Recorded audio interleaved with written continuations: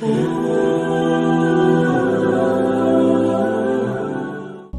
ایھا الذین آمنوا اتقوا اللہ حق تقاتہ، اہل ایمان اللہ کا تقوی اختیار کرو جتنا کہ اس کے تقوی کا حق ہے۔ ولا تموتن الا وانتم مسلمون، اور دیکھنا ہرگز موت نہ آنے پائے مگر فرما برداری کی حالت میں۔ یہ سب سے گاڑھی آیت ہے قرآن مجید میں تقوی کی تلقین کے لیے۔ اللہ کا حق جتنا ہے اتنا تقوی۔ اس پر صحابہ گھبرا گئے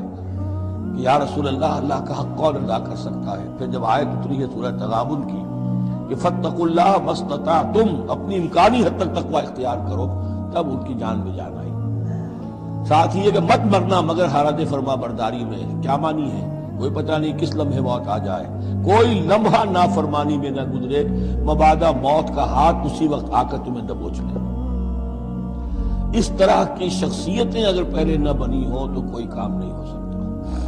پہلے کردار سازی افراد کی، اب جب یہ کردار سازی ہو، لہذا جہاں تک تمہارے بس میں ہو اللہ سے ڈرتے رہو اور سنو اور اطاعت کرو اور اپنے مال خرچ کرو، یہ تمہارے ہی لیے بہتر ہے۔ جو اپنے دل کی تنگی سے محفوظ رہ گئے بس وہی فلاح پانے والے ہیں۔ اللہ سے ڈرتے رہو۔ قرآن مجید میں ایک جگہ فرمایا گیا ہے اتقوا اللہ حق تقاتہ، اللہ سے ایسا ڈرو جیسا اس سے ڈرنے کا حق ہے، سورہ آل عمران آیت 102۔ دوسری جگہ فرمایا لا یکلف اللہ نفسا الا وسعها، یعنی اللہ کسی متنفس کو اس کی استطاعت سے زیادہ کا مکلف قرار نہیں دیتا، سورہ البقرہ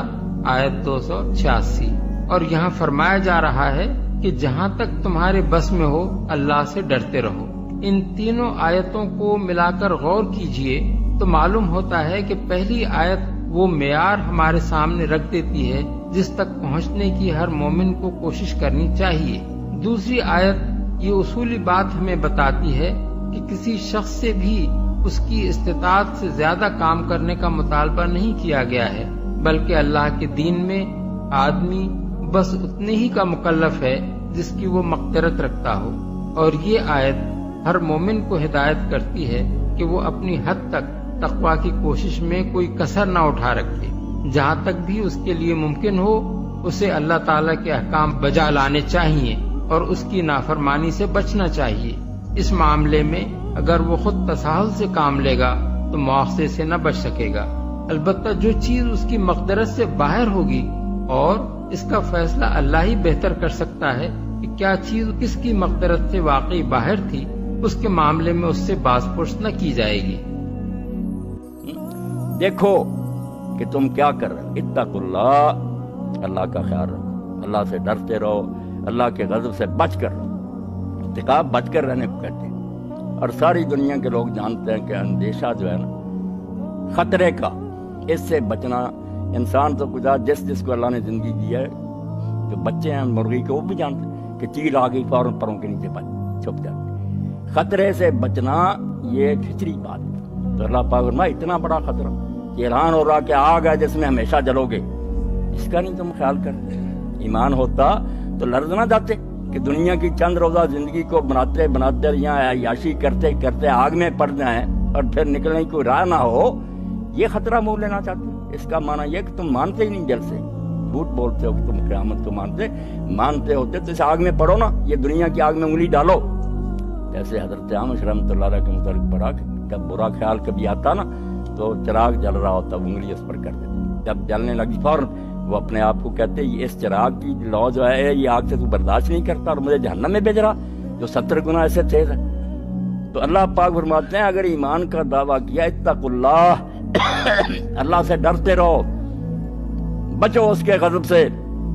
اس کی پکڑ جو ہے اتنی بننا بدشا ربک لشدید، اس نے جب ہاتھ پایا ڈالا نا بچاؤ نہیں ہوگا، کوئی حمایت کے لیے نہیں آئے گا، کوئی مددگار نہیں ہوگا، اپنی جان کو روتا رہے گا، ڈر جا۔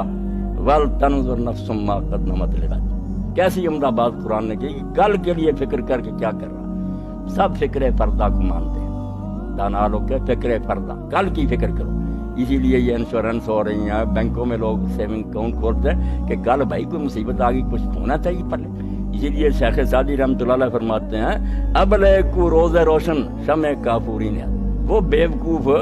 جو دوپہر کے وقت چراغ میں ڈال کر گھی، اس وقت چراغ جلاتا، بیکار ضائع کرتا گھی کو،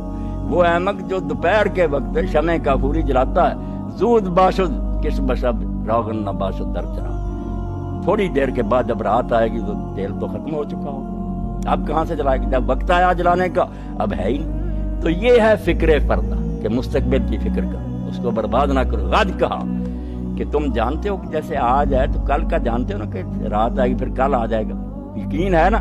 اللہ نے قیامت کو کل کہا کہ بالکل جیسے آج کے بعد کل ہے نا، اور تم شک نہیں کرتے اور اس کے لیے دن رات محنت کرتے ہو کہ کوئی سیونگ رکھیں،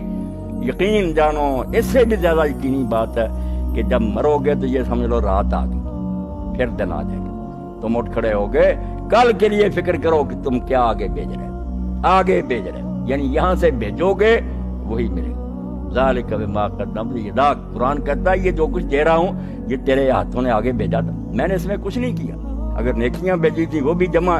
صرف اس پر میں نے منافع لگا دیا، 700 گنا اور لاکھوں گنا بڑھا کر تجھے دے دوں، ہے محنت تیری، اور اگر تو نے گناہ کیے تھے تو تیرے اپنے کرتوت ہیں جو تیرے سامنے آ رہے ہیں، میں ظلم نہیں کر رہا۔ اللہ تعالیٰ وما ربک بظلام للعبید، میری طرف سے نہ کہنا میں نے آگ بنائی اور یہ خون بنایا اور یہ پیپ بنائی، یہ سارے دنیا میں کام کرتا۔ رسول کریم علیہ السلام نے یہ بات کھول کر سمجھا دی کہ جو کچھ بھی جہنم میں عذاب ہے نا وہ یہاں کی کرتوتیں ہیں۔ اگر خون کے دریاؤں میں غوطے کھا رہے ہوں گے اور فرشتے کنارے پر کھڑے ہوں گے، پتھر لے کر سر باہر نکالے گا، سر پر مارے گا، کچلے گا، پھر نیچے چلے جائیں گے، پھر وہ خون کا دریا یہی سود خور لوگ، غریبوں کا خون پوچھ رہے اور منافع خور جو رمضان آیا اور چیزیں مہنگی کر یہ خون پی رہے ہیں اب، مگر نہیں سمجھتے، وہاں سچ مچ بنا دیا جائے کہ یہی خون تھا جو تم ڈونک بن کر پیتے تھے، پیو۔ زانی لوگ جائیں یہ اس وقت بدبودار گوشت کھا رہے ہوں، پاک صاف گوشت پڑا ہوگا نہیں کھا رہے ہوں گے، بدبودار کھاتے یہاں بھی ہیں کہ حلال بیوی نہیں حاصل کرتے، حرام کی طرف بھاگ، یہاں تمسر ہی ہوگا، یہاں کی نیکیاں بدیاں شکل بن کر آ جائیں، پورے بھی ہماری نوازیں ہی ہوں گی، دودھ جو ہوگا ہمارا علم ہوگا، لباس جو ہوں گے وہ ہمارا تقویٰ ہوگا، یہاں کی نیکیاں، اس لیے کوئی شے نہیں کسی کو نہیں ملے گی یہاں کی ہوئی باتیں۔ اللہ فرماتے ہیں ڈر جاؤ اور ہر وقت دیکھو کہ آگے کیا بھیج رہے ہو، نیکی بھیج رہے ہو یا اپنی تباہی کا سامان بھیج رہے ہو۔ واتقوا اللہ، دوبارہ دہرایا کہ اس کو معمولی نہ بات سمجھنا، یہ اعلان جو کیا گیا نا سرسری نہ سمجھنا کہ اللہ نے کہہ دیا اللہ سے ڈرو، ایک کان سے سنا نکال دیا، ڈر جاؤ، وقت آنے والا جب اس کے سامنے کھڑے ہو گئے، اور یہ بھی خیال نہ کرنا کہ اس کو کیا پتا ہم نے کیا کیا، ہم خود بھول گئے ہیں، اللہ کو کیسے پتا؟ فرمایا نہیں تم بھول جاؤ گے، ان اللہ خبیر بما تعملون، جو تم کرتے رہے اس سے وہ پوری طرح باخبر، اس کو کوئی بات نہیں بھولتی، نہ کوئی مغالطہ لگتا ہے، وہ ریکارڈ لے آئے گا تمہارے سامنے، جو دیکھو کہ تم کہو گے ہائے ہماری کم بختی، ما لہذا الکتاب، یہ دفتر کہاں سے نکلایا، لا یغادر صغیرۃ ولا کبیرۃ الا احصاها، کوئی چھوٹی بڑی شے نہیں رہی جو اس میں درج نہیں ہے، کوئی چھوڑی نہیں بات، ہمارے دل کے خیال، ہماری آنکھوں کی چوریاں، ہمارے کانوں نے جو غیبتیں سنی سب درج، ووجدوا ما عملوا حاضرا، جو وہ کچھ کر کے گئے وہ سامنے ملے گا، ایک فرمایا لکھا آئے گا، دوسرا وہ سامنے تصویریں بنی ہوگی، نماز بھی آئی کھڑی ہوگی، خیرات بھی کھڑی ہوگی، اور قبر میں بھی آتا ہے جب آدمی میت جاتی ہے چاروں طرف کھڑی ہو جاتی ہے بات، فرشتے پوچھنا شروع، ادھر نماز ہے، ادھر صدقہ ہے، ادھر روزے ہیں، لوگ کہتے ہیں کیا حساب کرتے ہیں، اور برا جو ہے اس کے پاس کچھ بھی نہیں ہوتا، مار پڑ۔ تو فرمایا خبردار رہو کہ اللہ کو پوری طرح پتہ جو تم کرتے ہو، اور جب جاؤ گے اس کے سامنے کوئی بات اس کو بھولی نہیں ہوگی، جانتا